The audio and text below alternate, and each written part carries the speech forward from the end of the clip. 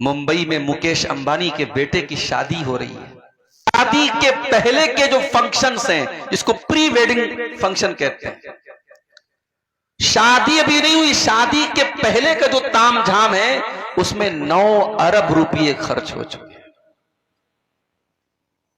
America की एक नाचने गाने वाली को बुलाया गया था, उसने 1 घंटा नाचा है, उसको 1 घंटा नाचने के 74 करोड़ रुपए दिए हैं मुकेश अंबानी जी ने। और हमारे बॉलीवुड के बड़े बड़े हीरो और हीरोइन मजे ले लेके उसकी शादी में शामिल हो रहे। तब किसी के पेट में दर्द नहीं हुआ कि 9 अरब रुपये किसी गरीब की बेटी की शादी इससे हो जाए और किसी बच्चे की पढ़ाई पे खर्च कर दिए जाएं और किसी गरीब के घर में कूलर का पानी का इंतजाम कर दिया जाए और पंखा लगा दिया जाए। तब किसी के पेट में दर्द नहीं हुआ।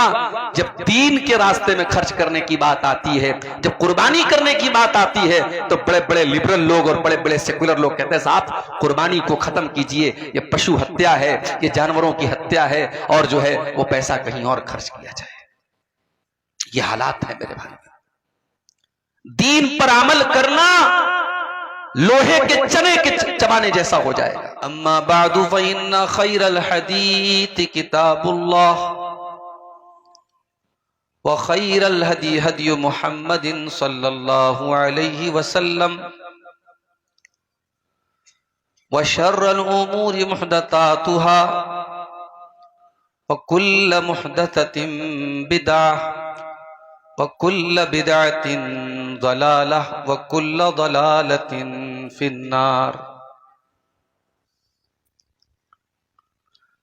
अऊज़ु बिल्लाहि मिनश शैतानिर रजीम। बिस्मिल्लाहिर रहमानिर रहीम। अलिफ लाम मीम। अहसिबन नासु अन युतरकू अन यक़ूलू आमन्ना वहुम ला युफ्तनून वलक़द फ़तन्नल्लज़ीन मिन क़ब्लिहिम फ़लयअलमन्नल्लाहु अल्लज़ीन सदक़ू वलयअलमन्नल काज़िबीन।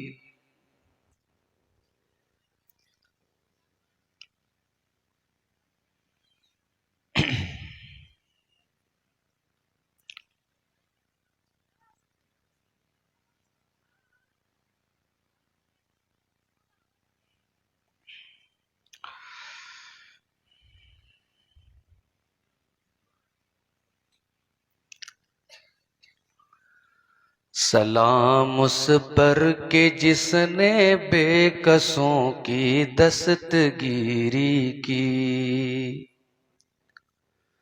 सलाम उस पर के जिसने बादशाही में फकीरी की। सलाम उस पर के असरारे मोहब्बत जिसने सिखलाए। सलाम उस पर के जिसने जख्म खाकर फूल बरसाए। सलाम उस पर के जिसने खून के प्यासों को क़बाएं दी। सलाम उस पर के जिसने गालियां सुनकर दुआएं दी। सलाम उस पर के दुश्मन को हयाते जावेदां दे दी।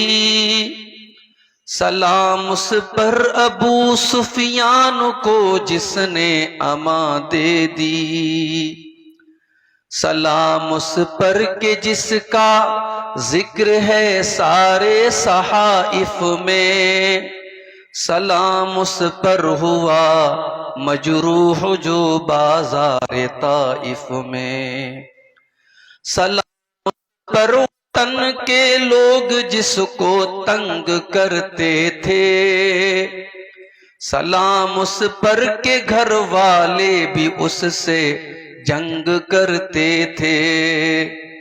सलाम उस पर के जिसके घर में चांदी थी न सोना था। सलाम उस पर के टूटा बोरिया जिसका बिछोना था। सलाम उस पर जो सच्चाई की खातिर दुख उठाता था। सलाम उस पर जो भूखा रह के औरों को खिलाता था। सलाम उस पर जो उम्मत के लिए रातों को रोता था। पर जो फर्शे खाक पर जाड़े में सोता था। सलाम उस पर जो दुनिया के लिए रहमत ही रहमत है। सलाम उस पर के जिसकी जात फख्रे आदमीयत है। दरूद उस पर के जिसकी बज़्म में किस्मत नहीं सोती। दरूद उस पर के जिसके जिक्र से सैरी नहीं होती। दरूद उस पर के जिसके तज़करे हैं पाक बाजों में। दरूद उस पर के जिसका नाम लेते हैं नमाजों में। दरूद उस पर जिसे शम्ए शबिस्ताने अज़ल कहिए। दरूद उस जात पर फख्रे बनी आदम जिसे कहिए। अल्लाहुम्मा सल्लि व सल्लिम व बारिक अलैहि। सदर मोहतरम, उलमाए किराम, मोहतरम बुजुर्गों, नौजवान भाइयों, माओ और बहनों, प्यारे बच्चों, अपने अजीज भाई शेख नौशाद साहब की दावत पर आज का ये प्रोग्राम अररिया के इस गांव में, जो शायद हिंदुस्तान के सबसे ज्यादा पिछड़े इलाकों में से एक इलाका है, और जहां आने के लिए गूगल मैप भी परेशान हो गया। गूगल मैप के जरिए हम लोग लोकेशन के जरिए आ रहे थे, गूगल कहने लगा भाई कहां फंसा दिया आपने। और जब तक लोगों ने पूरा गाइड नहीं कर दिया कि यहां से आओ वहां से आओ, और उसके बाद जब गांव के करीब पहुंचे तो साहब पता लगा यहां से गाड़ी आगे नहीं जा सकती। फिर बाइक से एक साहब हमको लेने गए तो रास्ते में एक पुल ऐसा था कि डर लग रहा था कि अब गिरे कि तब गिरे। ऐसा पुल सिरात याद आ रहा था कि नीचे जहन्नम है और ऊपर पुल सिरात पर से हम सबको गुजरना है। ये हालात हैं। हम ये भी दुआ करें अल्लाह ताला से कि हिंदुस्तान के इस इलाके में, जो इतना पिछड़ा हुआ इलाका है, और यहाँ ये मजलिस, ये प्रोग्राम मुनक्किद किया गया, और माशाअल्लाह एक मदरसा भी यहाँ चल रहा है, जामिया इस्लामिया अम्मारिया के नाम से। दुआ कीजिए अल्लाह ताला इस इलाके को भी तरक्की दे, इस इदारे को भी तरक्की दे। और आप सबसे भी ये गुजारिश करूंगा, आप जानते हैं हमारे सीमांचल के जलसे उमूमन मदरसों के ताउन के लिए होते हैं। आप जरूर ताउन करके जाएं। बड़ी उम्मीदों के साथ ये प्रोग्राम इन लोगों ने मुनक्किद किया है। मेरे भाइयों, मैं बहुत थका हुआ हूं, बिल्कुल आराम का वक्त नहीं मिला। बनारस से तकरीबन 600 किलोमीटर का सफर, वो भी 4 व्हीलर से तय करके आपके बीच में आया हूं। जिस्म का अंग अंग जो है वो थका हुआ है, फिर भी आपकी मोहब्बत है। और मैं जानता हूं प्रोग्राम में अगर किसी को प्रधान वक्ता या मेन मुकर्रिर अगर बनाया जाए और वो ना आए तो जलसे वालों को लोग बहुत बुरा भला बोलते हैं। वो जितनी भी मजबूरी हो मुकर्रिर की, आलिम की, लेकिन लोग यही बोलेंगे ये धोखेबाज है, इसने कोई बात नहीं किया था, ऐसे ही नाम दे दिया था। तो कहीं कहीं हमें सिर्फ इसलिए जाना पड़ता है, हालात इजाजत दे या न दे। मेरी ट्रेन छूट गई, मैं चाहता आराम से घर में बैठा रहता, मगर नौशाद भाई ने कहा नहीं शेख आपको आना है किसी भी तरीके से। और मैंने सोचा कि चलो 9-10 बजे तक पहुंच जाएंगे, मगर पहुंचते पहुंचते 11 साढ़े 11 बज गए। मेरे भाइयों, इस वक्त हम और आप जिन हालात से गुजर रहे हैं, इन हालात में एक चीज हमें मिलती है शरीयत में, जिसकी तरफ अल्लाह के नबी ने भी बहुत सारी हदीसों में इशारा किया है और कुरान करीम में भी इशारा किया गया है कि कयामत के पहले एक ऐसा दौर आएगा जब ईमान के रास्ते में जगह जगह कुछ ब्रेकर्स होंगे। आप गाड़ी चला रहे हैं, रास्ते में बड़ी स्पीड से गाड़ी चल रही है, ब्रेकर आ गया, अब गाड़ी को आपको स्लो करना पड़ेगा वरना गाड़ी उलट सकती है। सिराते मुस्तकीम पर चलते हुए, अल्लाह के दीन पर चलते हुए कदम कदम पर जो ब्रेकर्स आते हैं, जो रुकावटें आती हैं, जो डाइवर्जन्स आते हैं, उनको कहा जाता है फितना। और अरबी जुबान में सोनार जब सोने को आग में डालता है और सोने के ऊपर जो मैल और कुचैल होता है उसको साफ करता है, इस प्रक्रिया को, इस प्रोसीजर को अरबी जुबान में फत्न कहते हैं। उसी से लफ्ज़ फितना बना है। और इसीलिए अरबी में सोनार को फत्तान भी कहते हैं, क्योंकि वो ये काम बार बार करता है। तो कयामत के पहले फितने बहुत ज्यादा आएंगे। मैंने जो आयत करीमा आपके सामने पढ़ी है सूरतुल अनकबूत की, उस आयत करीमा में अल्लाह ताला ने हमें और आपको यही पैगाम दिया है। अलिफ लाम मीम अहसिबन नासु अन युत्रकू अन यक़ूलू आमन्ना वहुम ला युफ्तनून। ऐ लोगों, क्या तुमने ये समझ लिया है कि तुमने जुबान से ला इलाहा इल्लल्लाह पढ़ लिया, तुमने जुबान से ईमान का इकरार कर लिया, तुमने इस्लाम का इकरार कर लिया, तो तुमको छोड़ दिया जाएगा। वलक़द फ़तन्नल्लज़ीन मिन क़ब्लिहिम, ऐ मुसलमानों, तुमसे पहले की उम्मतों को भी हमने आजमाइशों में डाला था। उनके ऊपर भी बहुत तरीके की आजमाइशें आई थी। फलयअलमन्नल्लाहुल्लज़ीन सदक़ू वलयअलमन्नल काज़िबीन। ये अल्लाह का तरीका है, ये अल्लाह का दस्तूर है। हर जमाने में अल्लाह ताला ईमान वालों को परखने के लिए, सच्चों को झूठों से अलग करने के लिए, खरे को खोटे से अलग करने के लिए, मोमिन को मुनाफिक से अलग करने के लिए हर दौर में अल्लाह ताला उनको आजमाइशों में डालता है, फितनों में डालता है। आज के दौर में हम कभी कभी देखते हैं शिर्क करने वाला तरक्की कर रहा है, तौहीद वाला बेचारा परेशान है। हलाल रोजी कमाने वाला, खाने वाला परेशान है। हराम कारोबार करने वाला ऐश कर रहा है। रात रात भर इबादत करने वाला परेशान है। और गुनाह का काम करने वाला, गलत काम करने वाला, हराम काम करने वाला मजे ले रहा है। तो हमारे दिल में भी कभी कभी डाउट पैदा होता है कि ऐसा क्यों हो रहा है। इसी का नाम फितना है। कयामत के पहले ऐसा दौर आएगा जब दीन के ऊपर अमल करना बहुत मुश्किल हो जाएगा।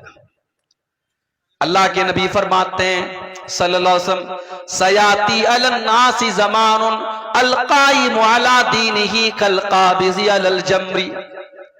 कयामत के पहले ऐसा दौर भी आएगा, ऐसा जमाना भी आएगा जब दीन पर कायम रहने वाला इतनी मुश्किलात का सामना करेगा, इतनी समस्याओं का सामना करेगा जैसे अपने हाथों में अंगारा लेने वाला है। बकरीद का त्योहार आता है, बाज लोगों के पेट में दर्द होने लगता है। अखबार में खबर आती है मुसलमानों को बकरीद के त्योहार पे जानवरों की कुर्बानी नहीं करनी चाहिए, उतना पैसा किसी गरीब को दे दे तो उसकी बड़ी मदद हो सकती है। मुंबई में मुकेश अंबानी के बेटे की शादी हो रही है। शादी के पहले के जो फंक्शंस हैं, इसको प्री वेडिंग फंक्शन कहते हैं। शादी अभी नहीं हुई, शादी के पहले का जो ताम झाम है उसमें 9 अरब रुपये खर्च हो चुके हैं। अमेरिका की एक नाचने गाने वाली को बुलाया गया था, उसने 1 घंटा नाचा है, उसको 1 घंटा नाचने के 74 करोड़ रुपए दिए हैं मुकेश अंबानी जी ने। और हमारे बॉलीवुड के बड़े बड़े हीरो और हीरोइन मजे ले लेके उसकी शादी में शामिल हो रहे।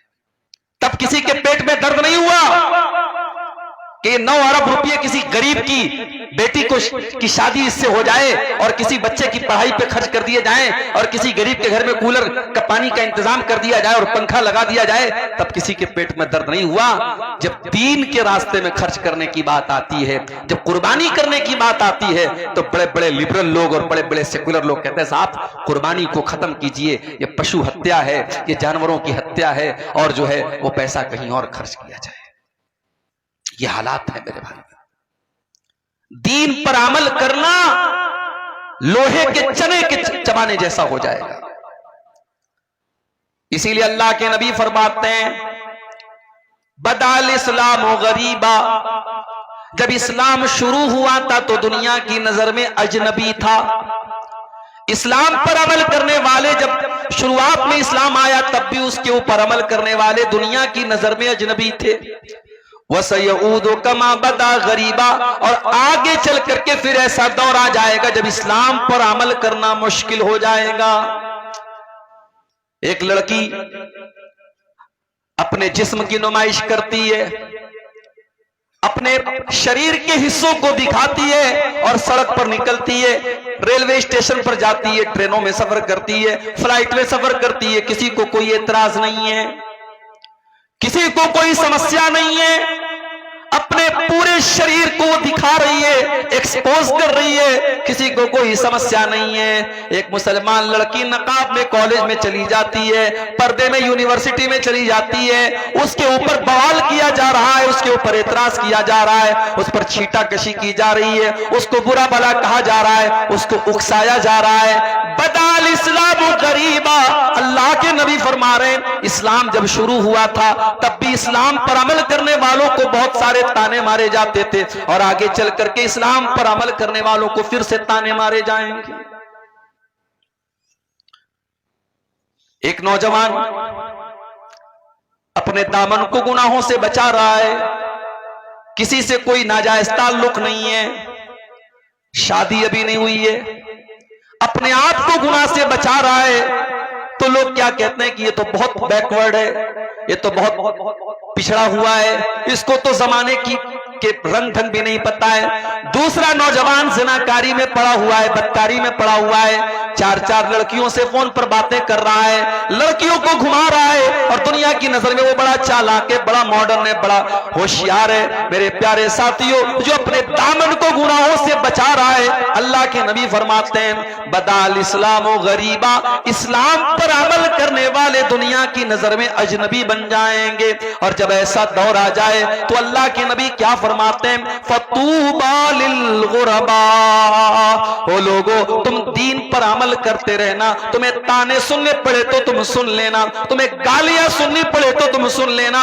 तुम्हें लोगों की बातें सुननी पड़े तो तुम सुन लेना, तुम दुनिया की नजर में अजनबी बन जाना, मैं तुम्हें जन्नत की खुशखबरी सुना रहा हूं। फतूबा लिल गुरबा, अल्लाह के नबी उनको तूबा, तूबा जन्नत का एक नाम है। अगर आपके घर में बच्ची पैदा हो, बच्ची का नाम तूबा रख सकते हैं। तूबा ये जन्नत का एक नाम है। अल्लाह के नबी ने जन्नत की खुशखबरी सुनाई कि उन लोगों को जन्नत की खुशखबरी सुना दो जो दीन पर अमल करने की वजह से जमाने की नजरों में अजनबी बन जाए। हम उस दौर से गुजर रहे हैं मेरे भाई, और याद रखो ये दौर कोई नया दौर नहीं है, नबी के दौर से चला आ रहा है ये दौर। याद करो अपने नबी की सीरत, जब आपने सफा की पहाड़ी पे चढ़ करके कहा था अय्युहन्नास क़ूलू ला इलाहा इल्लल्लाह, ओ लोगों तुम ला इलाहा इल्लल्लाह कह दो तुफ्लिहू, तुम कामयाब हो जाओगे, व तमलिकुल अरब वल अजम, तुम अरब व अजम के मालिक बन जाओगे। आपने दुनिया को तौहीद की दावत दी तो क्या लोगों ने आपको फूल का माला पहनाया? नहीं नहीं।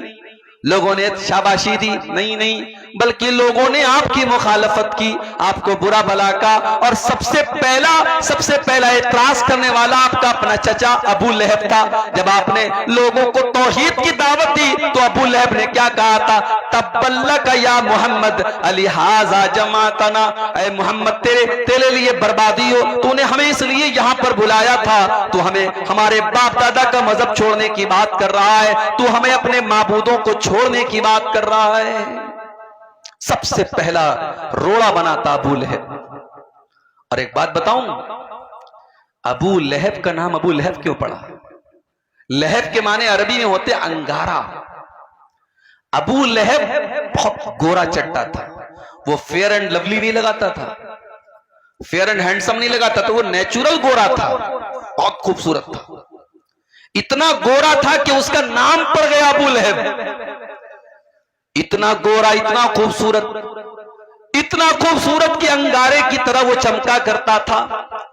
मगर उसका अंजाम क्या हुआ मेरे भाइयों? कुरान में अल्लाह ने पूरी सूरत नाजिल फरमा दी, तब्बत यदा अबी लहबिन व तब मा अगना अन्हु मालुहु व मा कसब। अबू लहब के दोनों हाथ टूट जाएं, अबू लहब बर्बाद हो जाए। मा अगना अन्हु मालुहु व मा कसब, न उसका माल उसके कोई काम आया, न उसकी कमाई उसके कोई काम आई। व इम्राअतुहु हम्मालतल हतब, और अल्लाह ने फरमाया कि उसकी जो बीवी थी जिसका नाम उम्मे जमील था, जो लकड़ी उठा करके लकड़ियां ला करके चुन चुन करके लाया करती थी और अल्लाह के नबी को बुरा भला कहा करती थी, अल्लाह ने उसकी बीवी की भी मजम्मत की, उसकी भी बुराई की, उसके ऊपर भी लानत फरमाई। फरमाया वम्रातुहु हम्मालतल हतब फी जीदिहा हब्लुम मिन मसद। उस अबू लहब की बीवी की गर्दन में अल्लाह ताला कयामत के दिन रस्सी डालेगा, वो भी जहन्नम की आग में डाली जाएगी। मेरे प्यारे साथियों, पता ये चला कि दुनिया में कोई खूबसूरत अगर है, कोई हैंडसम है, कोई बहुत स्मार्ट है, बहुत गोरा चट्टा है, अपनी खूबसूरती पर नाज न करे, अपने चेहरे पर नाज न करे। अल्लाह ताला खूबसूरती को नहीं देखेगा। इन्नल्लाह ला यंजुरु इला सुवरिकुम व अजसामिकुम, अल्लाह ताला तुम्हारे चेहरों को नहीं देखता, अल्लाह ताला तुम्हारी शक्लों को नहीं देखता, अल्लाह ताला तुम्हारे शरीर को नहीं देखता। वलाकिन यंजुरु इला कुलूबिकुम व आमालिकुम, अल्लाह ताला तुम्हारे दिल को देखता है और अल्लाह ताला तुम्हारे अमल को देखता है। यहां तो बेचारा परेशान बैठा है, स्टेटस पे फोटो लगाया तो हर मिनट पे चेक कर रहा है कितने लोगों ने स्टेटस देखा, फेसबुक पे फोटो डाला तो हर मिनट में चेक कर रहा है कितने लोगों ने मेरे फोटो को लाइक किया। अरे नालायक, लोगों के लाइक की इतनी फिक्र करता है, काश दुनिया अल्लाह के लाइक की फिक्र की होती। फोटो तो तुमने फिल्टर करके आए तो माशाअल्लाह ऐसे ऐसे ऐप आ रहे कि भाई अमेरिका के गोरे को अफ्रीका का काला बना दो, अफ्रीका के काले को अमेरिका का गोरा बना दो, ऐसे ऐसे ऐप आ रहे, जवान को बूढ़ा बना दो। एक साहब ने मेरा फोटो भेजा एडिट करके, दाढ़ी वाड़ी गायब और बाल बिल्कुल बॉलीवुड के हीरो की तरह उड़ रहा है और पैंट और कोट पहन करके मुझको भेज करके कहने लगे कि पहचान रहे कौन है? मैंने कहा मैं तो नहीं पहचानो, कौन है? आपका फोटो है, एडिट करके मैंने बनाया है। तो ये दौर है मेरे भाई, एडिट करके किसी फोटो आप बदल सकते हैं, मर्द को औरत बना सकते हैं, जवान को बूढ़ा बना सकते हैं, बूढ़े को जवान बना सकते हैं, वो दौर है ये। अब हमारा नौजवान बेचारा जब फोटो लेता है ना, मैं कहीं प्रोग्राम में जाता हूं, बाज नौजवान आते, बोले सब एक सेल्फी ले लेता हूं, तो मैं देखता हूं तो वो मोबाइल पर डायरेक्ट कैमरे से सेल्फी नहीं लेता, उसमें ऐप आता है स्नैपचैट और फलाना और डिकाना, तो उससे और खूबसूरत बनने लगता है अपने आप। अब ये फोटो वो फेसबुक पे डालता है और साहब बड़ी उसको फिक्र है कि मेरे फोटो को कितने लोगों ने लाइक किया। मेरे नौजवान साथियों, जितनी फिक्र आपको अपने इस फोटो के लोगों के लाइक करने की है, काश इतनी फिक्र इस बात की होती कल कयामत के दिन अल्लाह ताला हमको लाइक करेगा कि नहीं करेगा। अल्लाह की कसम, आपने अपने चेहरों को बहुत खूबसूरत बना भी लिया और बहुत मेकअप करके मेरी प्यारी माँ बहनों, आपने अपने आप को खूबसूरत बना भी लिया। ब्यूटी पार्लर में आजकल देखिए वीडियो भी आता होगा फेसबुक के ऊपर कि बूढ़ी औरत को ब्यूटी पार्लर वाले जवान बना देते हैं, काली औरत को गोरी बना देते हैं, बदसूरत को खूबसूरत बना देते हैं। आपने ब्यूटी पार्लर में जाकर के अपनी बदसूरती को खूबसूरती में तब्दील कर भी लिया, अपने चेहरे को खूबसूरत बना भी लिया। मगर माफ करना मेरी बहनों और माफ करना मेरे भाइयों, अगर आपका दिल खराब है और आपका अमल सही नहीं है तो कल कयामत के दिन आपका अंजाम और हमारा अंजाम क्या होने वाला है। अल्लाह कुरान में फरमाता है ववुजूहु यौमइज़िन अलैहा ग़बरा तरहकुहा क़तरा उलाइका हुमुल कफ़रतुल फजरा। कयामत के दिन कुछ ऐसे भी लोग आएंगे जिनके चेहरे काले कलूटे होंगे, जिनके चेहरों पर अल्लाह ताला तारकोल पोत देगा, उनके चेहरे बड़े बदसूरत हो जाएंगे, बड़े भयानक हो जाएंगे। वो दुनिया में बड़े हैंडसम रहे होंगे, बड़े स्मार्ट और बड़े खूबसूरत रहे होंगे, मगर कयामत के दिन उनके चेहरे बड़े बदसूरत बना दिए जाएंगे। ये कौन लोग होंगे? फरमाया उलाइका हुमुल कफरतुल फजरा, ये वो लोग होंगे जो अल्लाह का इनकार करने वाले, उसकी शरीयत का इनकार करने वाले, ये हराम खाने वाले और गलत काम करने वाले और नाजायज काम करने वाले और अल्लाह को नाराज करने वाले काम करने वाले होंगे। दुनिया में इंसान फेसबुक चला रहा है, मोबाइल चला रहा है, कोई गलत चीज देख लिया, अब डर भी है कि मां के हाथ में लग गया, भाई के हाथ में लग गया तो देख न ले, तो क्या करता है, डिलीट कर देता है। ब्राउजर पे कोई चीज देखा, डिलीट, व्हाट्सएप की चैटिंग डिलीट, फेसबुक का मैसेंजर की चैटिंग डिलीट, सब डिलीट कर दिया। दुनिया से आपने सब डिलीट कर दिया। मेरे प्यारे भाइयों, जो अल्लाह ताला का डाटा रिकॉर्ड हो रहा है, अल्लाह ताला के फरिश्ते तो सब रिकॉर्ड कर रहे हैं, एक एक अदा आपकी रिकॉर्ड कर रहे हैं। व इन्ना अलैकुम लहाफिज़ीन किरामन कातिबीन, मेरे किरामन कातिबीन एक एक हरकत को तुम्हारे रिकॉर्ड कर रहे हैं। यालमून मा तफअलून, तुम जो जो कर रहे हो मेरे फरिश्तों को मालूम है। फरिश्ते सब रिकॉर्ड कर रहे हैं, और फरिश्ते तो कर ही रहे हैं। हमने मोबाइल को उंगली से टच किया, हमारी उंगली भी रिकॉर्ड कर रही है। हमने मोबाइल पर आंखों से कुछ देखा, हमारी आंखों के अंदर जो उसकी रिकॉर्डिंग हो रही है। हमने कानों में हेडफोन लगा के, ईयरपोर्ट लगा के कुछ सुना, हमारे कान भी उसको रिकॉर्ड कर रहे हैं। और कयामत के दिन आंख भी गवाही देगी और कान भी गवाही देंगे और हमारी उंगली भी गवाही देगी। अल्लाह ने फरमाया, हत्ता इज़ा मा जाऊहा शहीदा अलैहिम समउहुम व अबसारुहुम वजुलूदुहुम बिमा कानू यअमलून। कयामत के दिन जब तुम आओगे, तुम्हारी आंखें भी तुम्हारे खिलाफ गवाही देंगी, तुम्हारे कान भी तुम्हारे खिलाफ गवाही देंगे, तुम्हारे बदन की चमड़ी भी तुम्हारे खिलाफ गवाही देगी। वक़ालू लिजुलूदिहिम लिमा शहिदतुम अलैना क़ालू अंतक़नल्लाहुल्लज़ी अंतक़ कुल्ल शै। इंसान कहेगा अपनी चमड़ी से, तू कैसे बोल रही है, तू कैसे बात कर रही है। इंसान की चमड़ी कहेगी, आज अल्लाह ने हमको बोलने की ताकत दी है, बोलने की शक्ति दी है, और आज हम तेरे करतूतों का पर्दाफाश करेंगे, तेरे पोल खोलेंगे, तेरा सब कुछ बयान करेंगे। इसकी फिक्र करो मेरे भाई। ये उंगली से जो टच करते हो उंगली गवाही देगी, ये कानों से जो सुनते हो कान गवाही देंगे, आंखों से जो देखते हो आंख गवाही देगी। और अल्लाह हिसाब नहीं लेगा, अल्लाह हिसाब तो बाद में लेगा।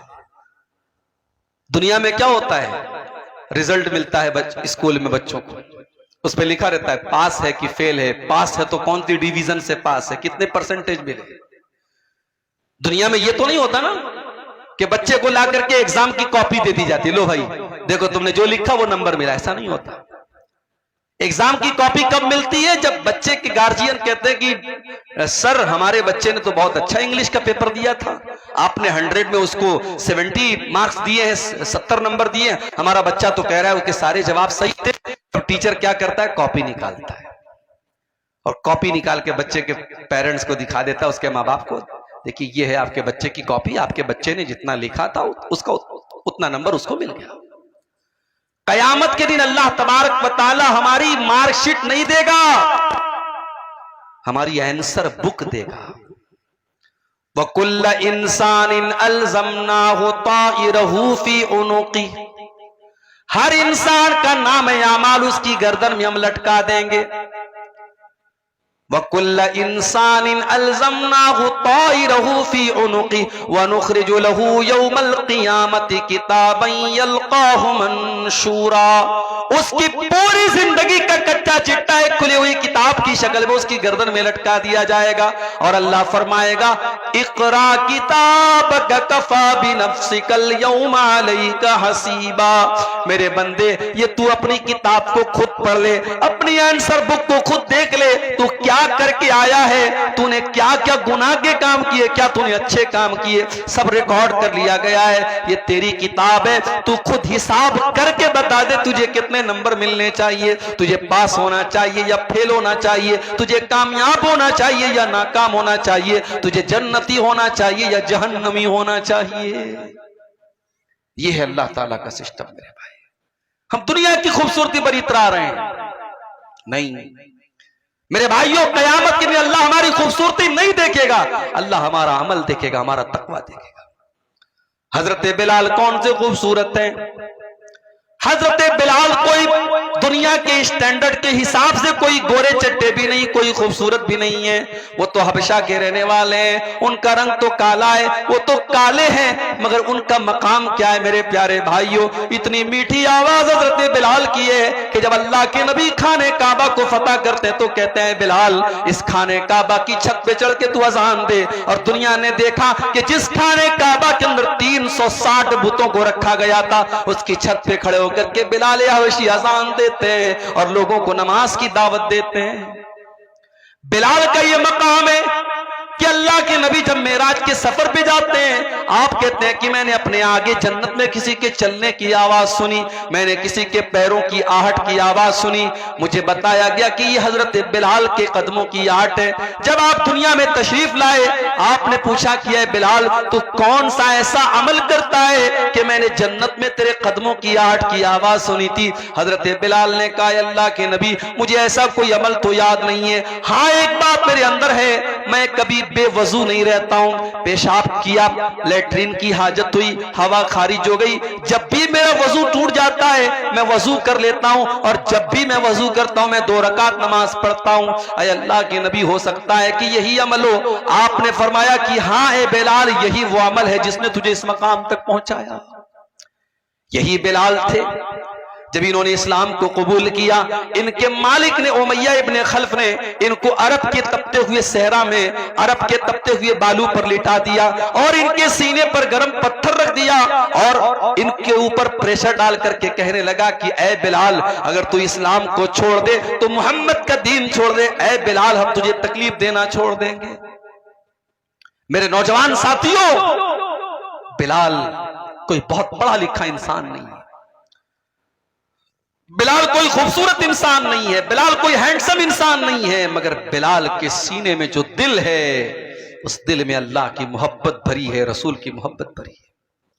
उस अरब के तपते हुए सहरा में लेटा हुआ बिलाल, सीने पर गर्म पत्थर रखा हुआ बिलाल, सीने की चर्बी बिलाल की पिघल रही है और बिलाल के पीठ को अरब की तपती हुई रेत उनकी पीठ को पिघला रही है, मगर फिर भी बिलाल की जुबान से क्या निकलता है? अहद अहद अहद, मेरा अल्लाह एक है, मेरा माबूद एक है, मेरा रब एक है। बिलाल अपनी तौहीद को छोड़ने को तैयार नहीं है। और हमारी नौजवान नस्ल का क्या हाल है? बरेली शहर, उत्तर प्रदेश के बरेली शहर में 8 साल तक मदरसे में पढ़ने वाली लड़की फेसबुक पर किसी ने आई लव यू बोल दिया, मोहब्बत का इकरार कर दिया, उसके जाल में फंसती है और इस्लाम को छोड़ करके उसके मजहब में दाखिल होती है, उसके साथ जाके शादी कर लेती है। ये हमारी कौम की हालत है। शर्म से चुल्लू पर पानी में डूब मरना चाहिए हमें। हमको तो लगता है कि साहब ये तो अखबार में खबर आई है, ये सिर्फ एक खबर नहीं है, ये पूरी कौम के लिए सोचने का मकाम है मेरे भाई। और इसीलिए मैं कहता हूं कि इन मदरसों को आप हकीर मत समझो। जब तक ये मदरसे बाकी हैं, आपके बच्चों और बच्चियों को अल्लाह और उसके रसूल के बारे में बताया जा रहा है। आपके कॉन्वेंट स्कूलों में नहीं बताया जा रहा है, आपके इंग्लिश स्कूलों में नहीं बताया जा रहा है उसको इस्लाम के बारे में, तौहीद के बारे में। अभी राजस्थान से खबर आई कि साहब बुर्का पहनने वाली और नकाब पहनने वाली लड़कियां स्कूल में क्या कर रही हैं? सूर्य नमस्कार कर रही हैं। और मीडिया भी ऐसी खबरों को मिर्च मसाला लगा के खूब बताता है, साहब देखिए मुसलमान लड़कियां सूर्य नमस्कार कर रही हैं। क्या इस्लाम के अकीदे के हिसाब से ये ठीक है? हम सूर्य को भगवान नहीं मानते, हम सूर्य को रब नहीं मानते। हमारा अकीदा क्या है? वश्शम्सु तजरी लिमुस्तक़र्रिन लहा ज़ालिका तक़दीरुल अज़ीज़िल अलीम। सूरज अल्लाह ताला के इशारे पर चलता है, अल्लाह के कानून के मुताबिक चलता है। वल क़मर क़द्दरनाहु मनाज़िल हत्ता आद कल उर्जूनिल क़दीम।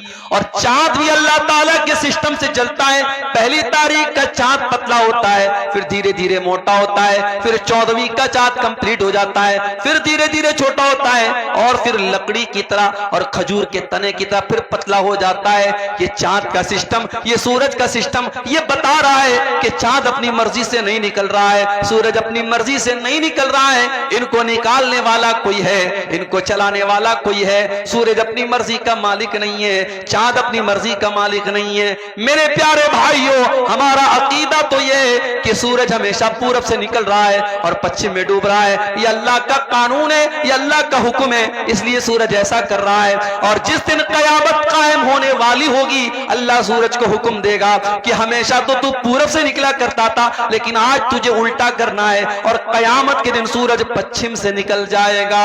मेरे प्यारे भाइयों, आज आपके स्कूलों में आपके बच्चों से सूरज के आगे सजदा करवाया जा रहा है और सूरज के आगे हाथ जुड़वाया जा रहा है। मेरे प्यारे साथियों, अपनी नौजवान नस्ल की अकीदे की हिफाजत करो, उनकी तौहीद की हिफाजत करो, उनको ईमान सिखाओ। अगर नहीं सिखाओगे तो अंजाम यही होगा कि 8 साल मदरसे में पढ़ने वाली बच्ची मुर्तद हो जाएगी। हमारी कौम का हाल आप देखो मेरे भाई। राजनीति का तो और बुरा हाल है, पॉलिटिक्स का तो और बुरा हाल है। जो पॉलिटिक्स में चला गया उसका कोई मजहब नहीं है मेरे भाई, वो कहीं भी सर झुका सकता है, किसी के भी आगे पैर हाथ फैला सकता है वो। नहीं मेरे भाइयों, ऐसा नहीं होना चाहिए। और याद रखो, इस्लाम से जो लोग नफरत करते हैं उनको आपकी तरक्की से उनको कोई नुकसान नहीं है। आप पैसा कमाइए, आप घर बनाइए, आप अच्छा कपड़ा पहनिए, उनको इससे प्रॉब्लम नहीं है। उनको प्रॉब्लम आपके इस्लाम से है, उनको प्रॉब्लम आपके दीन से, आपके ईमान से है। इसलिए अल्लाह कुरान में कहता है, वला यज़ालून युकातिलूनकुम हत्ता यरुद्दूकुम अन दीनिकुम। ऐ नबी, इस्लाम के दुश्मन इसीलिए आपसे लड़ाई करते और जंग करते हैं ताकि मुसलमानों को दीन से हटा दें, मुर्तद कर दें, मुसलमानों को अल्लाह की तौहीद से दूर कर दें। हमारी कौम का हाल क्या है? अररिया का ये इलाका बड़ा पिछड़ा हुआ इलाका है। किसी बाप को अल्लाह ताला ने तौफीक दी, उसने बेटे को पढ़ाया, बेटा आईएएस ऑफिसर बन गया। कटिहार के अंदर, पूर्णिया के अंदर, अररिया के अंदर आईएएस ऑफिसर बन गया। बहुत अच्छी बात है, हमारी कौम का बच्चा आईएएस ऑफिसर बन गया। अब आईएएस ऑफिसर की कुर्सी पर जब वो बैठा, वो लड़का हमारी कौम का, तो वो कारून बन गया, वो फिरौन बन गया, अल्लाह को भूल गया। उसे इस्लाम बड़ा मामूली मजहब लगने लगा। उसे लगने लगा कि साहब ये मौलवी लोग तो बड़ी दकियानूसी बातें करते हैं, ये सब मजहब की बातों को छोड़ दो, तरक्की करो, आगे बढ़ो, ये रोजा नमाज छोड़ो, ये सब टॉपिक। अगर इसका नाम तरक्की है मेरे भाई, तो हमें ऐसी तरक्की नहीं चाहिए। हमें ऐसी तरक्की नहीं चाहिए जो मजहब और दीन और तौहीद को हम खो करके हासिल करें मेरे भाइयों।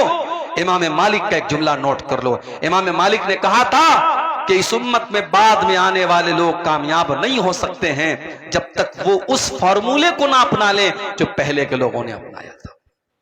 सहाबे किराम को देखो, बकरी चराने वाले, खेती करने वाले, सहराओं में घूमने वाले, अल्लाह ताला ने उनको क्या मकाम दे दिया।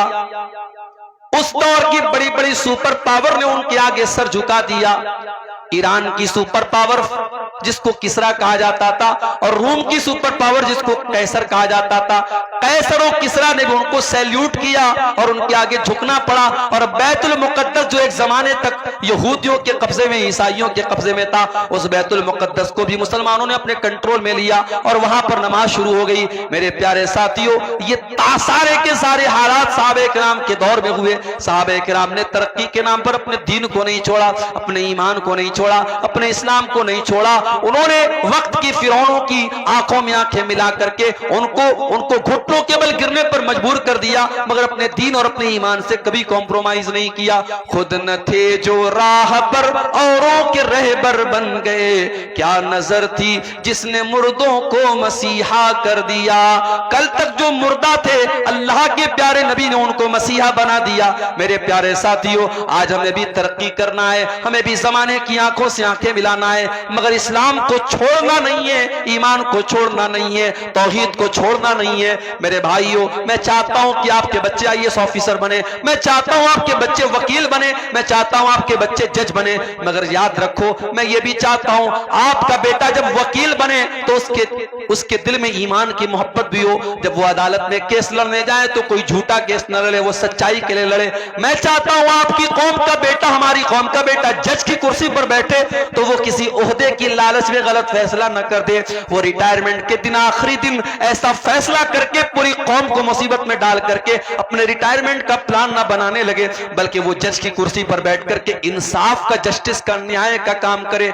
मैं ये चाहता हूं मेरी कौम के बच्चे डॉक्टर बने, लेकिन डॉक्टर बनने का मकसद सिर्फ गरीबों का खून चूसना ना हो, उनकी जेब से पैसे निकालना ना हो, बल्कि उस डॉक्टर का काम कौम की खिदमत करना हो। वो कोई गरीब मरीज आए तो उसका इलाज फ्री में भी कर दे, वो अगर किसी को परेशान हाल देखे तो उसकी मदद के तौर पर उसका फ्री में इलाज कर दे, उसके दिल में गरीबों का दर्द हो। ऐसा ना हो कि मरने वाला तो मर गया और उसकी बॉडी को आईसीयू में रखे हुए है और उसके घर वालों से पैसा वसूला जा रहा है, एक एक घंटे का पैसा लिया जा रहा है। मरने वाला बेचारा मर चुका है और फिर भी उसके घर वालों से पैसा लिया जा रहा है। मेरे भाइयों, ऐसे चोर और लुटेरे डॉक्टर हमें नहीं चाहिए।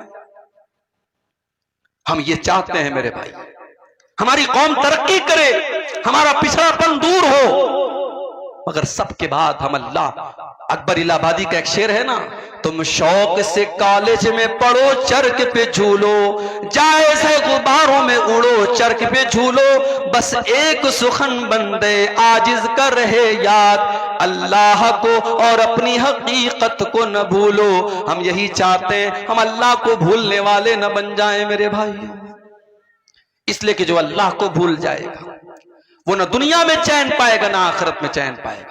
वमन आरज़ अन ज़िक्री फ़इन्न लहू मईशतन ज़न्का, अल्लाह फरमाता है जो मुझे भूल जाएगा, जो मेरे जिक्र से मुंह मोड़ेगा, जो मेरी शरीयत से मुंह मोड़ेगा, हम उसकी जिंदगी को बेचैनी वाली जिंदगी बना देंगे। व नहशुरुहु यौमल क़ियामति आमा, और क़यामत के दिन हम उसे अंधा बना करके उठाएंगे। क़ाल रब्बि लिमा हशरतनी आमा, और क़यामत के जब अंधा बना करके आएंगे तो कहेगा अल्लाह मुझे अंधा क्यों बना दिया। अल्लाह फरमाएगा कज़ालिका अततका आयातुना फनसीतहा व कज़ालिकल यौम तुनसा। ऐ मेरे बंदे, जब कुरान पढ़ा जाता था, जब मेरे नबी की हदीसें पढ़ी जाती थी, तू भी तो अंधा और बहरा बन जाता था। तो तू कुरान को सुनता था न हदीसों को सुनता था, मेरी बातों को तू सुन करके अनसुना कर दिया करता था। आज हम तुझे भूल जाएंगे। मेरे प्यारे साथी, फितनों का ये दौर है, और फितनों की जब बात आई है तो एक बहुत बड़ा फितना इस दौर का जो हमें महसूस हो रहा है, वो फितना है माल का फितना। पैसा कमाने के पीछे हमारा नौजवान अंधा बना हुआ है। मेरे पास अभी व्हाट्सएप पर मैसेज आया, मौली साहब एक कंपनी आई है, 10,000 रुपया लगा दो, हर महीने 2,000 रुपये मिलेंगे, 5 महीने में रकम खाली हो जाएगी, उसके बाद जो पैसा मिलेगा सब बेनिफिट होगा। मैंने कहा वो कंपनी कारोबार क्या करती है? कहा मौली साहब ये तो नहीं पता। कहते क्रिप्टो कोई कंपनी है, क्रिप्टो की कंपनी है, वो पैसा ले रही है। मैंने कहा कारोबार क्या करती है नहीं मालूम, पूरे गांव के लोग पड़े हुए हैं, मौलवी साहब, मस्जिद के इमाम साहब भी वो काम कर रहे हैं। माफ करना मेरे भाई, कोई काम अगर इमाम साहब शुरू कर दे तो वो जायज नहीं हो जाएगा, कोई काम अगर मौलवी साहब शुरू कर दे तो वो जायज नहीं हो जाएगा। आपको पता करना पड़ेगा कि वो काम जायज भी है कि नहीं है। मेरे प्यारे नौजवान साथियों, कभी अल्लाह का शुक्र अदा किया करो कि अल्लाह ने हराम चीजों की तो लिस्ट बताई है, लेकिन हलाल चीजों की लिस्ट नहीं बताई है। पूरे कुरान में अल्लाह ने कहीं पर हलाल की लिस्ट नहीं बताई, हराम की लिस्ट बताई। इन्नमा हर्रमा अलैकुमुल मैतता वद्दमा वलहमल खिंजीरी वमा उहिल्ल बिही लिगैरिल्लाह। ऐ ईमान वालो, अल्लाह ने तुम्हारे ऊपर मुर्दार को हराम किया है, खून को हराम किया है, सुअर के गोश्त को हराम किया है, गैरुल्लाह का जिस चीज पर नाम लिया जाए उसको हराम किया है। हराम की तो लिस्ट बताई अल्लाह ने, लेकिन हलाल की लिस्ट नहीं बताई है। मेरे प्यारे भाइयों, आप कारोबार कीजिए, आप बिजनेस कीजिए, और छोटा किसी बिजनेस को आप छोटा मत समझिए। हमारे एक साथी थे बनारस में, जामिया सल्फिया बनारस में, जहां से हमने तालीम हासिल की, वहीं से उन्होंने तालीम हासिल की। वो रहने वाले थे सूरत के, गुजरात के। आप लोगों ने कभी सुना होगा कि गुजराती लोग जो होते हैं कारोबार में बहुत आगे होते हैं, और इस पूरे भारत को भी 2 गुजराती चला रहे हैं, मालूम है ना आपको? 2 गुजराती पूरे भारत को चला रहे हैं। तो गुजराती लोग कारोबार में बहुत आगे होते हैं। तो हमारा वो जो साथी था सूरत का, उससे मेरी मुलाकात हुई 5-6 साल के बाद। तो मैंने पूछा कि भाई क्या करते हो तुम? अब भाई मौलवी लोग क्या करते हैं, कोई कहीं खुतबा दे रहा है, किसी मदरसे में पढ़ा रहा है, या बिहार में आमतौर से मदरसा खोल लेते हैं मौलाना लोग, तो मैंने सोचा शायद इन्होंने भी कोई मदरसा खोल लिया हो या मदरसा में पढ़ा रहे हो। तो कहा कि मेरे अब्बू की पकोड़े की दुकान है, हमारे अब्बू की पकोड़े की दुकान है, मैं वो चला रहा हूं, बहुत अच्छी चल रही है। मुझे यार, मैंने कहा यार तुम मौलवी हो के पकोड़े की दुकान पे तुमको अच्छा लगता है? उसने कहा क्या बुरा है, बिजनेस है, कारोबार है, आजाद हूं मैं, मेरी अपनी दुकान है, मैं डेली जो है दिन भर दुकान पर बैठता हूं और अच्छा खासा माशाल्लाह 2000-3000 का काम कर लेता हूं और आजाद भी हूं, कहीं जाना है कोई प्रॉब्लम नहीं, किसी का गुलाम नहीं हूं, किसी की नौकरी नहीं है। ये सोच थी उसकी। तो गुजराती था, तो बताना ये चाहता हूं कि अगर आप कारोबार करना चाहें, तिजारत करना चाहें, हजारों रास्ते हैं आपके पास, लेकिन आप रातों रात अमीर बनना चाहते हैं। हमारे नौजवान को 10,000 वाला मोबाइल नहीं चाहिए, उसको 50,000 वाला आईफोन चाहिए। कमा रहा है 5,000 रुपया महीना और फोन कौन सा चाहिए? आईफोन चाहिए। और आईफोन खरीदने वाले आमतौर से क्या करते जानते हो? वो स्टेटस सिंबल है, उसको उतनी जरूरत नहीं है आईफोन की, उसको आईफोन चलाना भी नहीं आता है, मगर जब 4 लोगों के सामने आईफोन का वो जो एप्पल बना होगा, वो जो दिखेगा ना, तब लोग कहेंगे कि हाँ यार इसकी हैसियत है। क्या स्टेटस के पीछे मर रहे हो मेरे भाई? ये आईफोन को तुमने स्टेटस बना के रखा है। ये महंगा कपड़ा पहन लिया, महंगा मोबाइल ले लिया, महंगा घर बना लिया, तो तुम्हारा स्टेटस बहुत ऊंचा हो गया। माफ करना मेरे भाई, अल्लाह क्या स्टेटस इन सब चीजों से नहीं बनेगा। इन्ना करमकुम इंदल्लाहि अत्काकुम, अल्लाह ताला के अगर किसी का स्टेटस ऊंचा होगा तो उसका होगा जिसके अंदर अल्लाह का तकवा होगा। मेरे नबी की जिंदगी को देखो मेरे भाइयों, मेरे नबी का मकान भी कोई आलीशान नहीं, मेरे नबी का कपड़ा भी कोई आलीशान नहीं, मेरे नबी के घर में कोई फर्नीचर भी नहीं। आपकी जिंदगी तो ऐसी गुजरी कि अल्लाह के नबी एक चटाई पर लेटा करते थे। एक दिन आप चटाई पर से उठते हैं और आपकी पीठ पर चटाई के निशान पड़े हैं। साहबे किराम ने देखा, अय अल्लाह के नबी, लवित तखज़ना लकवितान या रसूल अल्लाह, अय अल्लाह के नबी आप हमें इजाजत दे दें, हम आपके लिए गद्दे का इंतजाम कर दें, हम आपके लिए आरामदेह बिस्तर का इंतजाम कर दें। आपने क्या जवाब दिया मेरे प्यारे साथियों? जरा अपने नबी का जवाब सुन लेना। फरमाया माली वली दुनिया, ओ लोगों मेरा दुनिया से क्या लेना देना है। मान इल्ला करा के बिन इस्तज़ल्लता तशजरतिन सुम्मा राह फतरकहा, अरे मैं तो एक परदेसी की तरह हूं, मैं तो मुसाफिर की तरह हूं जो किसी पेड़ के नीचे थोड़ी देर हाल्ट करता है, थोड़ी देर आराम करता है, फिर अपनी मंजिल की तरफ चला जाता है। मैं दुनिया में रहने के लिए नहीं आया हूं, मेरी मंजिल तो आखिरत है, मैं आखिरत की तैयारी करने के लिए आया हूं। आज हम दुनिया के पीछे मरे जा रहे हैं। सुबह नींद खुलती है तब से लेकर रात में सोने तक एक मर्तबा भी हमारे ज़हन में आखिरत की फिक्र पैदा नहीं होती, जन्नत की फिक्र नहीं पैदा होती, जहन्नम से बचने की चिंता नहीं होती। हाय दुनिया, हाय दुनिया, हाय दुनिया। मेरे प्यारे साथियों, ये माल और औलाद भी अगर आपको अल्लाह से दूर कर दे तो ये बहुत बड़ा फितना है। अल्लाह कुरान में कहता है इन्नमा अमवालुकुम व औलादुकुम फितना, तुम्हारा माल भी तुम्हारे लिए फितना है, तुम्हारी औलाद भी तुम्हारे लिए फितना है। अगर माल के चक्कर में तुम हराम रास्ता अपना रहे हो और औलाद के चक्कर में तुम गलत रास्ता अपना रहे हो तो माल भी फितना है और औलाद भी फितना है मेरे भाइयों। अल्लाह के प्यारे नबी मिंबर पे खुतबा दे रहे हैं, जुमा का खुतबा आप दे रहे हैं।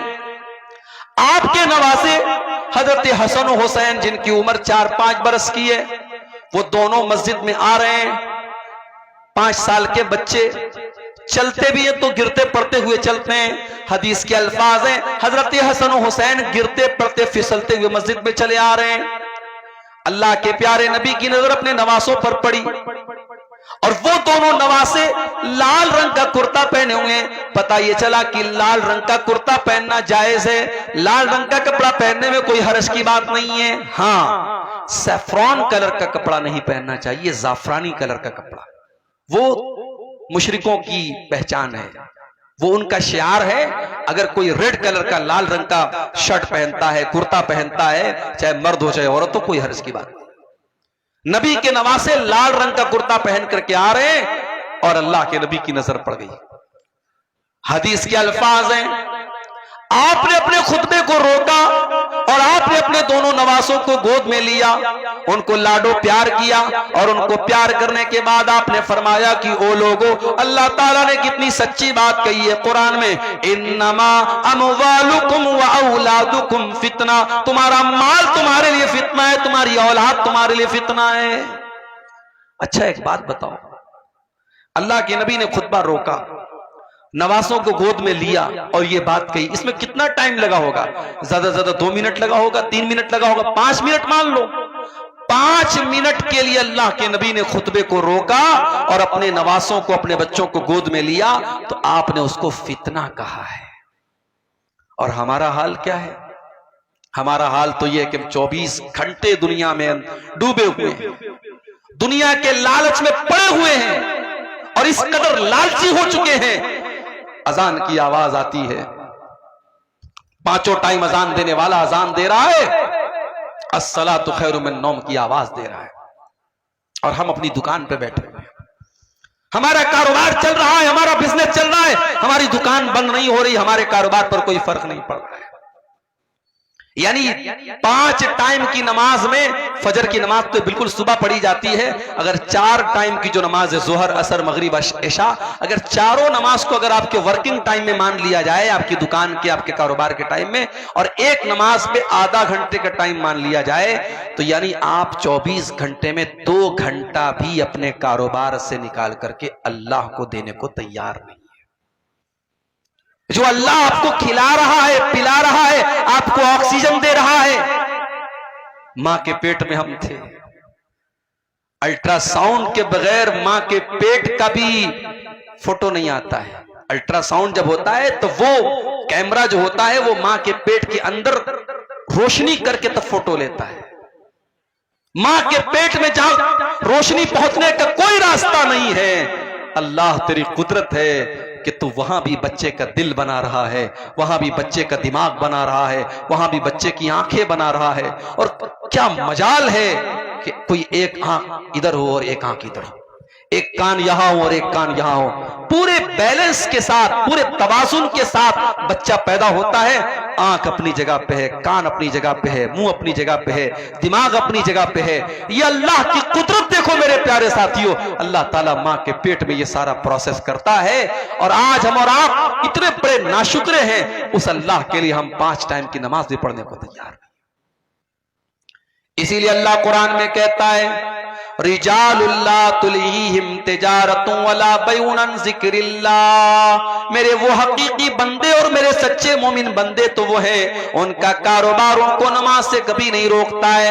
वो नमाज भी पढ़ते और कारोबार भी करते हैं। और मैंने देखा है मुंबई के अंदर ऐसे ऐसे सेठों को देखा है मेरे भाइयों, आप यकीन करें, आपके अररिया में क्या कोई पैसा कमाने वाले होंगे, आपके पूर्णिया में क्या कोई पैसा ऐसा कमाने वाले होंगे, आपके किशनगंज में क्या पैसा कमाने वाले होंगे। मैंने मुंबई में ऐसे सेठों को भी देखा है जो बहुत बड़े करोड़पति अरबपति हैं, बहुत बड़ा उनका कारोबार है, मगर रमजान के आखिरी अशरे में वो एतिकाफ भी करते हैं, वो 10 दिन एतिकाफ में भी बैठते हैं। और जब वो एतिकाफ में बैठते हैं तो अपने कारोबार का जो मोबाइल है वो अपने भाई को, अपने घर को, अपने बेटे को दे करके आते हैं कि नहीं नहीं, अब ये 10 दिन मुझे अपने बिजनेस से कोई मतलब नहीं, अपने कारोबार से कोई मतलब नहीं, मैं 10 दिन अल्लाह की इबादत के लिए लगा रहा हूं। रिजालुल्लाह तुलहीहिम तिजारतुन वला बैउन अन ज़िक्रिल्लाह, मेरे सच्चे मोमिन बंदे तो वो हैं, उनका कारोबार उनको कभी अल्लाह के जिक्र से गाफिल नहीं करता, कभी नमाज से गाफिल नहीं करता।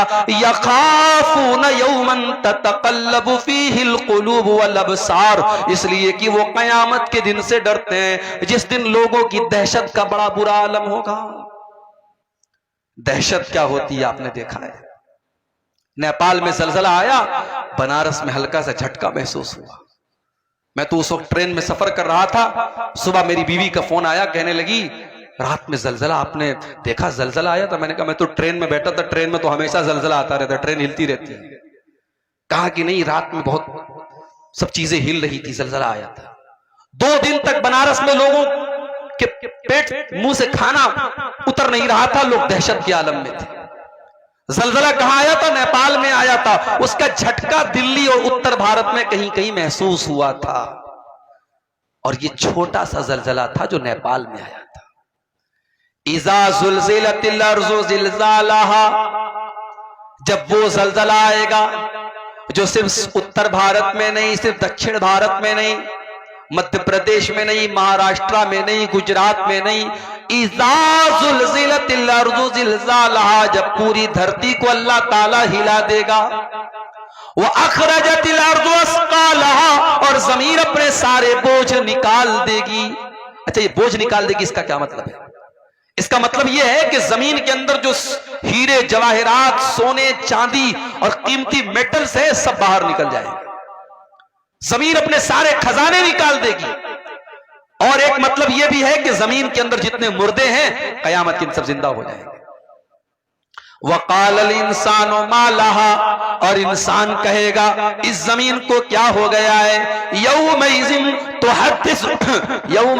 तुहद्दिसु अख़बारहा, और कयामत के दिन जमीन अपनी बातें बयान करेगी, जमीन बोलेगी बिअन्न रब्बका औहा लहा, क्योंकि उस जमीन को अल्लाह ताला हुक्म देगा बोलने का।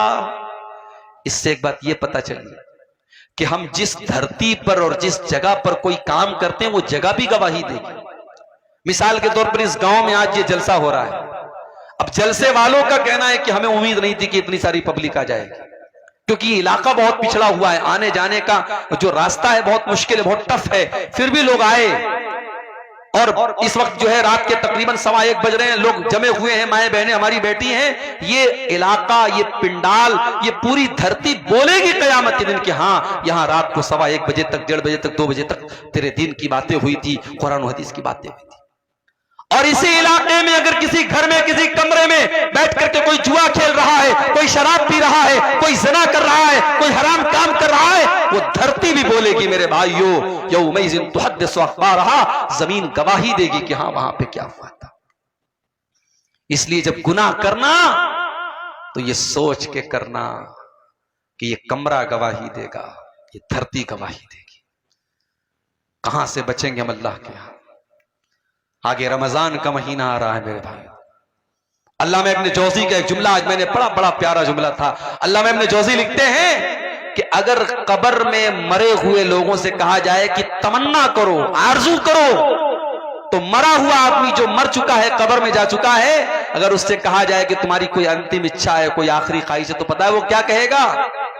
कहेगा कि अल्लाह एक दिन तू रमजान का और दे दे, एक दिन तू रमजान का और दे दे। रमजान इतना कीमती महीना है मेरे भाई।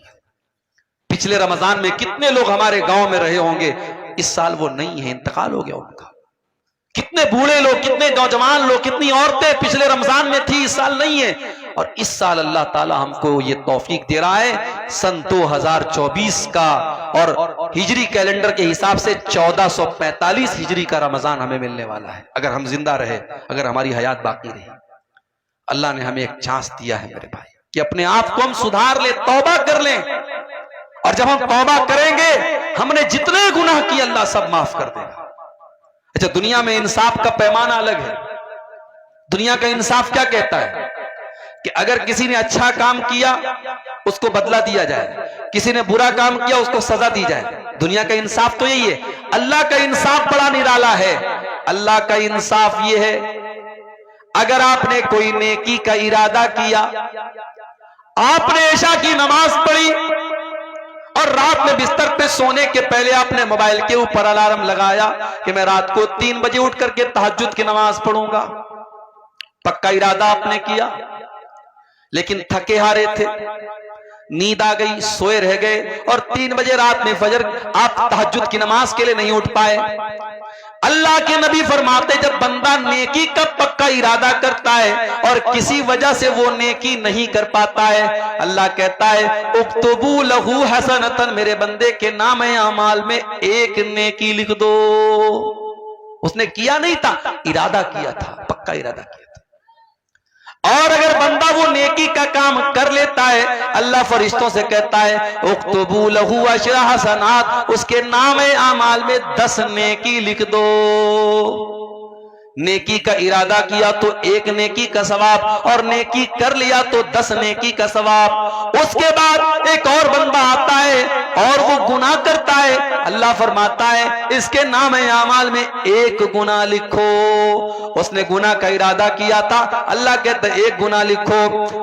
उसने गुनाह कर लिया था, अल्लाह कहता है 1 गुनाह लिखो। और एक दूसरा इंसान आता है जो गुनाह का इरादा करता है, अल्लाह फरिश्तों से कहता है होल्ड करो, इंतजार करो, वेट करो, देखते रहो वो गुनाह करता है कि नहीं करता है। अगर बंदे ने गुनाह का इरादा किया और फिर इरादा करने के बाद उसने गुनाह नहीं किया, उसने अपने दामन को गुनाह से बचा लिया, अल्लाह के नबी फरमाते कि अल्लाह ताला फरिश्तों से कहता है उक्तबू लहू हसनतन, मेरे बंदे के नाम अमाल में 1 नेकी लिख दो।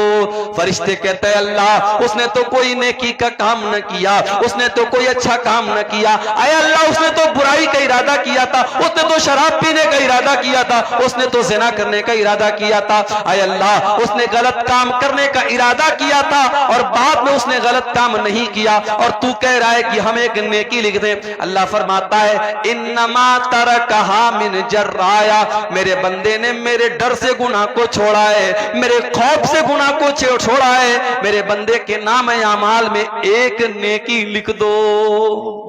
यह है अल्लाह का इंसाफ। इतना करीम है हमारा रब, इतना रहीम है, इतना मेहरबान है, और हम इतने बड़े नालायक हैं, नाशुक्र हैं कि उस अल्लाह से हम तौबा भी नहीं करते। मेरे भाइयों, अल्लाह को क्या पड़ी है कि अल्लाह अपना अजाब हम पर नाजिल करेगा। ये जितने परेशानियां हम पर आ रही हैं, ये हमारे अपने करतूतों का नतीजा है। अल्लाह हम पर अजाब भेजना नहीं चाहता है। अल्लाह तो खुद कुरान में कहता है मा यफ़अलुल्लाहु बिअज़ाबिकुम इन शकरतुम व आमनतुम व कानल्लाहु शाकिरन अलीमा। अल्लाह तुम पर अपना अजाब भेज करके क्या करेगा ऐ मेरे बंदो, अगर तुम अल्लाह का शुक्रिया अदा करने वाले बन जाओ, तुम अल्लाह के ऊपर ईमान लाने वाले बन जाओ, तो अल्लाह ताला तुम पर अपना अजाब नाजिल करके क्या करेगा। इसलिए मेरे भाइयों, फितनों के इस दौर में अगर हमसे कुछ गुनाह के काम हुए हैं, हम अल्लाह से तौबा कर लें और अपने आप को जहन्नम की आग से बचाएं। और जहन्नम की आग से बचाने के लिए बहुत सारे नेकी के काम आप कर सकते हैं। अल्लाह के नबी ने फरमाया इत्तकुन्नार वलौ बिशिक्की तमरा, खजूर का टुकड़ा भी अल्लाह के रास्ते में दे करके अपने आप को जहन्नम की आग से बचा सकते हो तो बचा लो। ये मदरसा है, ये मस्जिदें हैं, ये दीन का काम है जहां आपसे चंदे की अपील की जा रही है। अल्लाह का शुक्र अदा करो कि आपसे चंदा मांगा जा रहा है, आपसे बाकायदा मौलवी लोग माइक पर आकर के आपसे अपील कर रहे हैं। वरना कयामत के पहले तो एक ऐसा दौर भी आएगा, अल्लाह के नबी फरमाते हैं कि सदका देने वाला सदका लेकर के निकलेगा, माल लेकर के निकलेगा, और कोई उसका सदका कबूल करने वाला नहीं होगा। इतना माल लोगों के पास आ जाएगा, इतना पैसा लोगों के पास आ जाएगा कि सदका करने वाला और दान देने वाला दान देना चाहेगा और सदका करना चाहेगा, मगर उसके सदका को कोई कबूल करने वाला नहीं होगा। ये मौका है मेरे भाई, जहन्नम की आग से अपने आप को बचा लो। रमजान का महीना आ रहा है, उसमें नेकी करके और उसमें रोजा रख करके, तरावी पढ़ करके, तहज्जुद पढ़ करके, कुरान पढ़ करके अपनी मग़फ़िरत का सामान कर लो मेरे भाई। ये फितनों का दौर है, फितनों का जमाना है, और इस दौर में अपने बच्चों की भी फिक्र करो। मैं कभी कभी कहता हूं अपनी तकरीरों में कि जब पैसा दिया करो अल्लाह की राह में तो बच्चों से दिलवाया करो।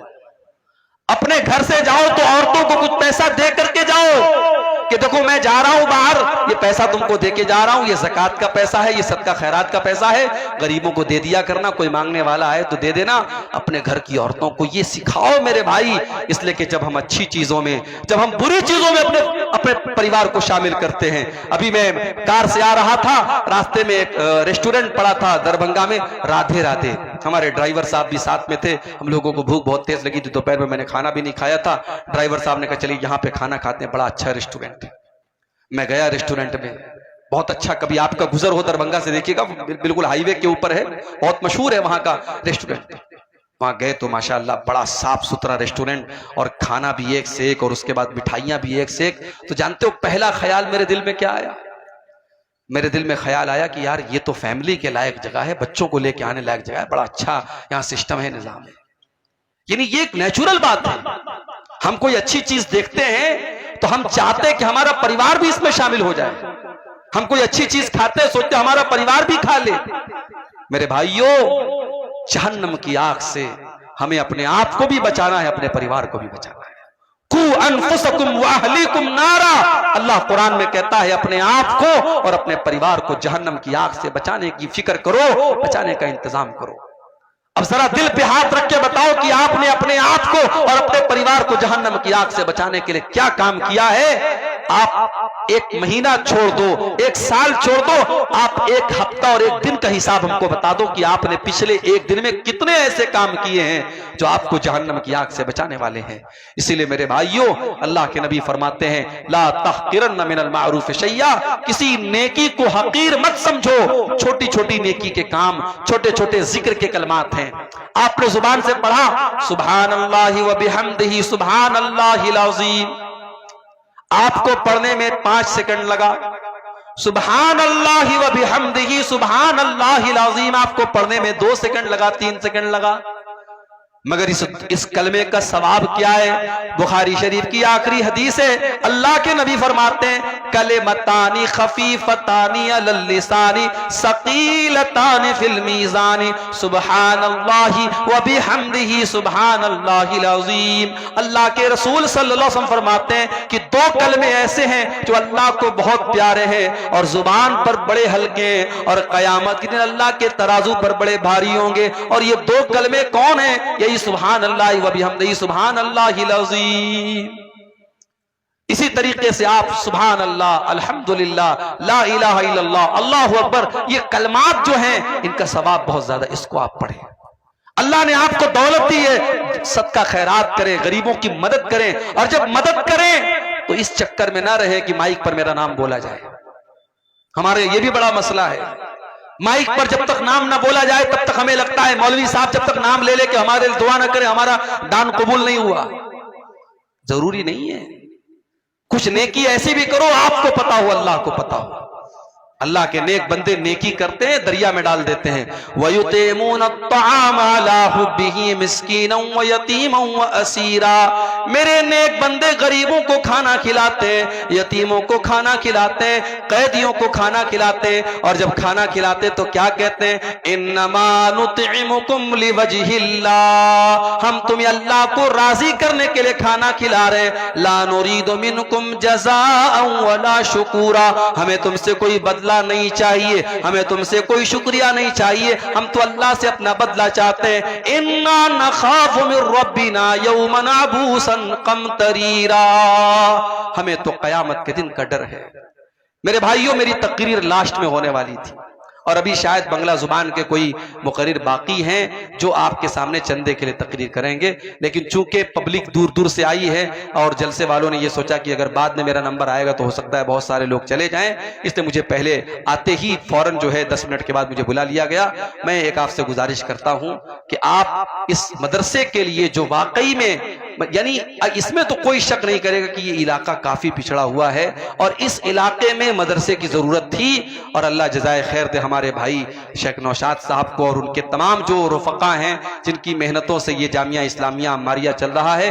आप दुआ भी करें और जाते वक्त आपसे जो भी बन सके आप ताउन करके जाएं, इस इदारे को दान दे करके जाएं। अगर वाकई में आपको दीन से मोहब्बत है, अल्लाह से मोहब्बत है, रसूल से मोहब्बत है और आप चाहते हैं कि इस इलाके के बच्चे भी कुरान और हदीस को सीखें और यहाँ की नौजवान नस्ल भी ऐसी तैयार हो जिसके दिल में अल्लाह और उसके रसूल की मोहब्बत हो, तो ये काम करके आप जाएं। मैं दुआ करता हूं अल्लाह ताला से रब्बुल आलमीन हम सबको इस दौर में, फितनों के इस दौर में जो भी नेकी के काम हैं अल्लाह ताला उसमें हम सबको हिस्सा लेने की तौफीक अता फरमाए।